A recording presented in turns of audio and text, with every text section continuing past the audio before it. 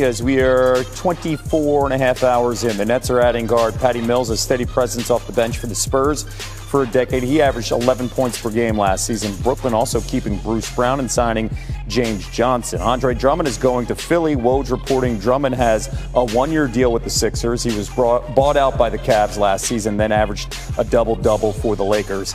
Now, this might have been almost 3 years ago, but Twitter has the receipts.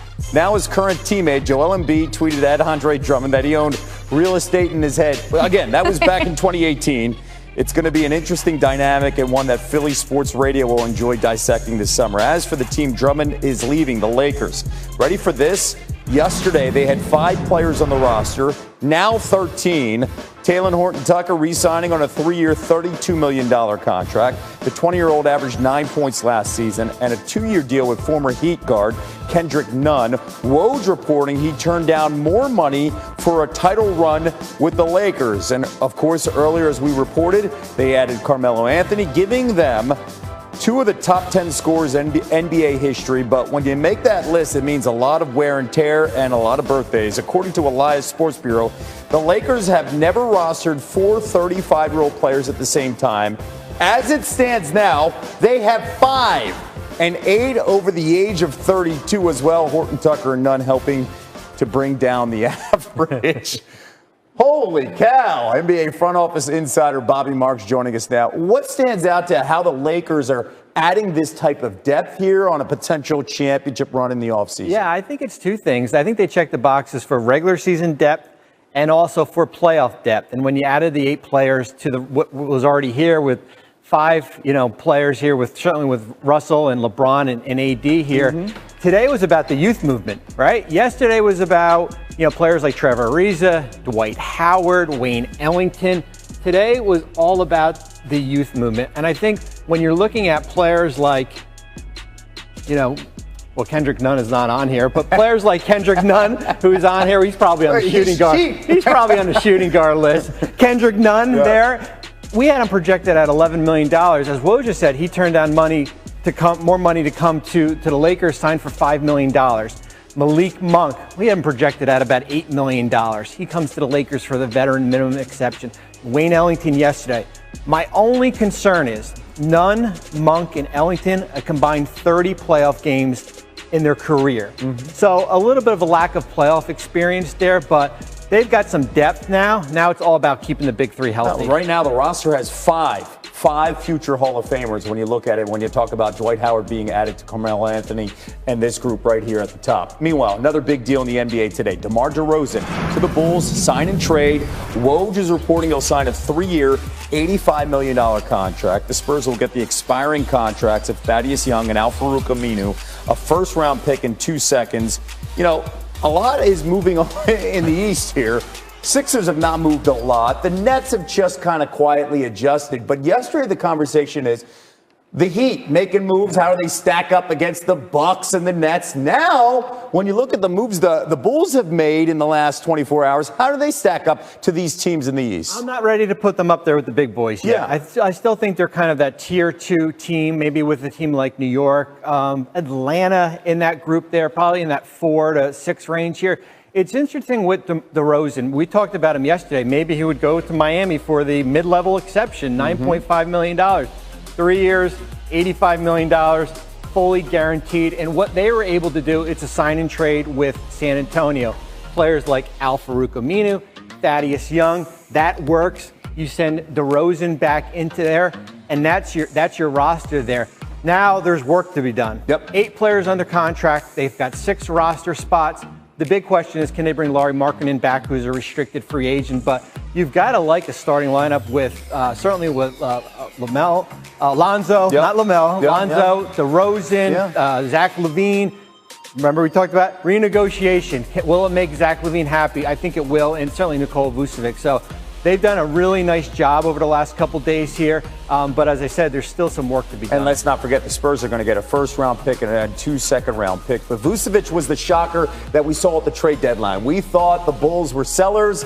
It's a completely different attitude and mindset now that they brought in Vucevic. 41% from three. And the Bulls continue to remake their roster under Billy Donovan. According to Woj, they're finalizing a sign and trade to acquire DeMar DeRozan from the Spurs. The perennial 20-point scorer will join new Bulls Lonzo Ball and Alex Caruso. Senior NBA insider Adrian Wojnarowski joining us now. Woj, let's start with the Steph Curry 4-year extension. What more can you tell us about this landmark deal to stay with the Warriors? Well, Kevin, it probably takes Steph Curry just to the end of his career and certainly solidifies what he's always said. It's the only organization that he's wanted to play with, wants to play his whole career there. And now this is a Golden State team and an organization that wants to continue to try to maximize, these great seasons that are still left in him, even at 33 years old. And this is an organization that is spending deep into the luxury tax. They get Klay Thompson back this season. And certainly for Golden State, this is the face of their organization, a face of the NBA, and now two $200 million plus contracts in his career, the only player that's ever done that. All right, the space and that window of a championship continues to close as they get older in their 30s. Klay Thompson coming back here. I mentioned the West and that space and that championship window. The Lakers continue to overhaul their roster, adding Melo, Malik Monk, Kendrick Nunn, and bringing back Talen Horton-Tucker, as you reported. What's the reaction around the league to what GM Rob Pelinka is doing right now? Well, certainly, listen, the Lakers had to, really build back their depth after the Russell Westbrook trade and Alex Caruso going to Chicago. But for Carmelo Anthony, finally joining up with LeBron James in the NBA, they've talked about this at several different junctures of their career, but it finally made sense. They talked here in recent weeks, and Carmelo, coming to a team, that needs a power forward off the bench, who needs, he's become one of the real formidable catch and shoot shooters in the NBA. And I think for Melo, both he and Trevor Ariza playing, some of that 4 spot now for the Lakers really add a lot there. And this is certainly going to be a very veteran bench for LA. No doubt about it. By the way, Melo needs just 40 points to pass the great Moses Malone from 9th place. The LA Lakers. Ooh. And we've been hearing about this for a while. These guys met when they were in high school. They played a huge game against each other when they were opponents. And there's a great piece that Howard Beck, our friend at Sports Illustrated, wrote talking about them sitting in a stairwell in a hallway at the hotel the night before the game and just becoming friends, basically. 2 guys who were in similar situations in high school who could know what that pressure was like to have the eyes of the whole country on them when they were so young. They have been incredibly close ever since. We have been waiting for the time when Carmelo Anthony and LeBron James play basketball together in the NBA. And we have it now. Carmelo Anthony is going to the LA Lakers. What do you make of that, Perk?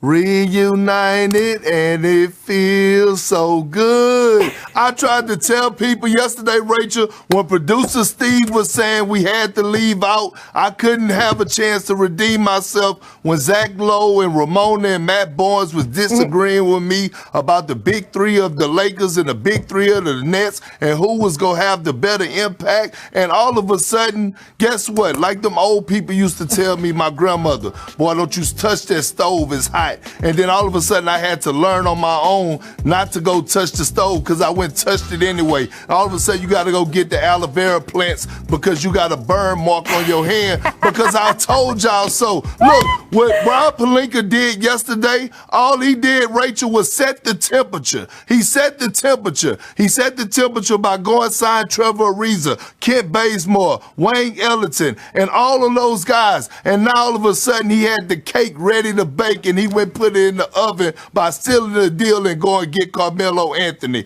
The mission is complete along with Dwight Howard. Book it. The Lakers are on their track, back on track. You go ahead, Zach. Say what you got to say. Go ahead. Do what you do. I think you lost Zach at aloe vera, but continue. Look, I have no idea what just happened, except I'm kind of hungry now. But I don't know what all that was. Look, this is the truth. The man was speaking the truth. Continue. This is a great story, and if I recall correctly, Carmelo made the playoffs his rookie year, and LeBron did not. I believe LeBron went to one of his playoff games. To go support him. So it's a beautiful story. And look, this is the kind kind of flyer the Lakers were going to have to take. They did not have any cap resources left to go. They're going to have to get guys that are chasing rings on the minimum. And Carmelo, to his credit, everyone said, all he wants to do is ISO and shoot twos. In Portland, he bought into a role as a spot-up shooter, shot the three well. That's the role he's going to have to play for the Lakers. But with all of these guys, whether it's Ellington, Bazemore, Ariza, Carmelo, with the exception of Ariza, I think the big question is going to be, when push comes to shove, when you're in the conference finals, when you're in the second round of the playoffs, whatever it is, can you stay on the floor defensively? Do the Lakers, who have made their bones, all the sexy stuff, whatever, they have made their bones on defense. Yep. Have they hurt their defense too much in this all of this roster building? I think that remains to be seen, but they are going to be a really interesting team. Well, let me ask you a question. Woj also reporting Malik Monk to the Lakers. What do you think now as you look at the whole roster and where it sort of sits? That's a great flyer for the Lakers. I haven't seen that. I haven't looked at my phone. Malik Monk had a nice bounce-back season last year. He can really shoot. He can play make as a secondary playmaker. That's when they lost Caruso, they needed more guys in their prime. And Malik Monk is still in his prime, and I think that's a great move by Rob Pelinka. It's a great flyer. Kirk, what about you? Rachel, you see when I love the move getting Monk. I think he's a hell of an addition. But you see why Zach is still trying to find holes and talking about defensive prowess and the defensive identity. They still have Anthony Davis. They still have Dwight Howard. They still have LeBron James. Look, when you have a veteran group like this group is built for a 7-game series because you have a veteran group that's going to buckle down. They know what it takes. You have a lot of championship experience. Look, Zach, stop trying to find holes and find things that's wrong with the Lakers instead of just saying, listen, I know they have an old squad, but they have a lot of talent on this team. They have a lot of depth, and they have fixed these holes that you're trying to talk about. Depth, I don't know, but talent, yes. And look, you now have in one place, I just want to put this all out there, LeBron James, Anthony Davis, Russell Westbrook, Carmelo Anthony. The list goes on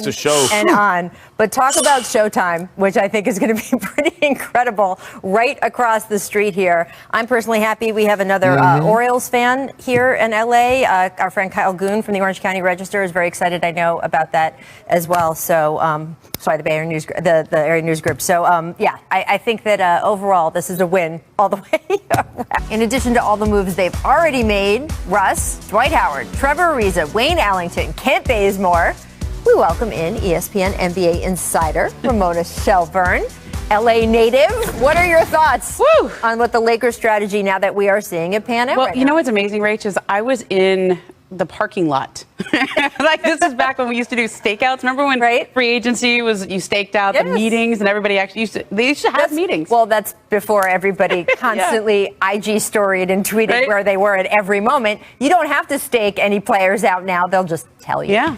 And it was amazing because the Lakers really thought they had a chance with Melo back in 2014. That was a big moment. And they got really close. The only trump card was Phil Jackson was the president of the Knicks back then, and he had the 5th year, and he gave him the whole thing. But they really thought they had a chance at Carmelo Anthony all those years later. And you look at, I mean, that's my favorite expression on the show, I guess, is sliding doors. Yeah, right. But the sliding doors of Melo's career, of LeBron's career, I like this fit. I like that Melo sort of restarted his career, and he's become a really good three-point shooter. Career high 41% last year.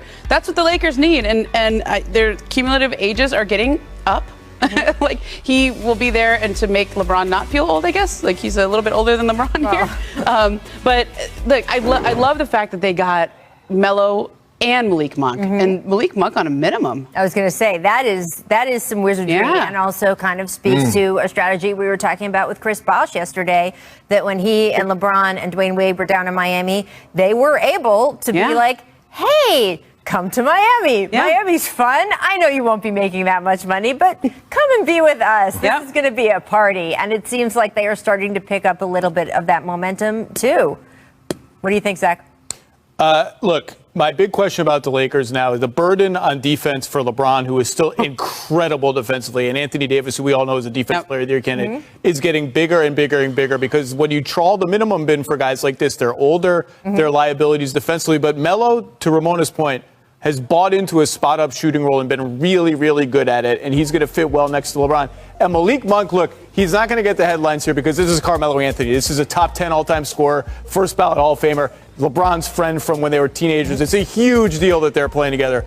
Malik Monk on the minimum is an incredible get for Rob Pelinka and the Lakers. He had a great year last year, and he's not just a shooter. He can get them moving in transition. He's really fast. We know the Lakers like to play in transition, doubly so with Russ now. They're getting rebounds and rampaging up the court, and he's a really good secondary playmaker. If you're not really good, but he's getting there. If you kick it to Malik Monk on the weak side against the closeout, he can attack it, make the next pass. I think this is a great say. It's not going to get the headlines, but this is a great signing for the Lakers. Brooke, I'm curious what you think the on-court fit with Melo, with LeBron, AD, and just all these new pieces, because it's great to make wholesale changes to your roster if you think you're improving it. But as you see on that graphic we just showed, Perk, it's a lot of guys going out and a lot of new guys coming in, and you're going to need to sort of reset your culture just by definition of having an almost completely new group, except for 2 or 3 key guys. Yeah, and I understand that, Rachel, and I would be concerned if it was a young group, but we're talking about a group of veterans, right? And a lot of these guys have been to the promised land. A lot of these guys have won championships. LeBron James, Anthony Davis, you're looking at even Trevor Ariza. But when you look at Carmelo Anthony and you look at Russell Westbrook, these guys are starving to win a championship. That's the only thing left for them to complete their legacy, is to win a ring. So sacrificing is not going to be difficult when it comes down to the Los Angeles Lakers. Look, we're watching Space Jam in real life right now. The Lakers have 5 Hall of Famers on their team. 5. Russell Westbrook, Anthony Davis, LeBron James, Carmelo Anthony, and Dwight Howard. And all those guys still could contribute at a very high level on the basketball court. Dwight Howard, to me, is going to be, again, the unsung hero in this situation, in my opinion, because his ability to still protect the basket. He knows how to play alongside Anthony Davis. He's still a lob threat at the basket, one of the most athletic bigs in the game today. So when you look at the other pieces, the shooting that they added around them, watch the hell out. Yeah, I love this Dwight Howard sign. Re-signing. Yeah, I mean, they missed him last year. That was a calculated decision that they made to go from Marc Gasol in there and let Dwight go and trade JaVale. They missed it, and they missed it against Nikola Jokic. They missed it against DeAndre Ayton, who, by the way, is now a guy that you have to be thinking about how are you going to defend him. And so I think they just looked at what happened last year in the playoffs and said, we gotta get a defensive big who can take that in those matchups against Phoenix, against Utah with Rudy Gobert, and against Denver with Jokic. And I think that's Dwight. He was great in those. And I think the follow-up question to that is, the more they play Dwight, the more they're going to face the problem of Russ, LeBron, AD, Dwight on the floor at the same time. Is just not a lot of shooting around LeBron. And so that will be interesting to see what it does to their half-court offense. But this team does like to play big. And as much as we want to see Anthony Davis at center, they're going to buy minutes with Dwight at the 5. It's just a matter of how they balance out the rotation, because their shooting has taken a hit. And for 15 years, we've seen LeBron plus shooting is unstoppable. Yeah. And look, here are some shooting numbers of guys last season. Caldwell Pope, not going to be there anymore. Caruso, not going to be there anymore. McLemore, not signed right now. Kyle Kuzma, not going to be there anymore. So you've got a lot of these guns no longer at your disposal. And the age thing is real, guys. They've got 6 signed players right now, 7 if you count Russ, right, who is on his way. 6 of those 7 are age 32 or older. A chunk of them are over 35. I mean, there is no question this is an older team. And I do think you're right, Perk. Much like we were talking in the last segment about the Olympics, you have a bunch of vet guys. You put them together for long enough, they do eventually figure it out. And the idea of sacrificing to win a championship, that is more real the older you get. It is real that you stop worrying as much about your individual numbers. It is real that you can feel like, well, I've kind of done everything else already. So for a guy like Melo that's looking for his first ring, that is very meaningful in terms of what you are willing to do for the team. But we have been talking so much this past season about injuries. And yes, obviously, all the games stuffed in there because of COVID, all of that kind of stuff has made a difference. But if you look at the actual injury numbers, they're not that far off the previous years. Injuries are, frankly, a part of professional sports. We don't like them. We don't like talking about them. It capsizes some teams' hopes just when they position themselves right. But you have an older team. You are going to have more injury issues you have to deal with. That is just the facts of life of aging. As everybody involved on this panel can probably tell you. Also a good note, LeBron now the longest tenured LA Laker, 3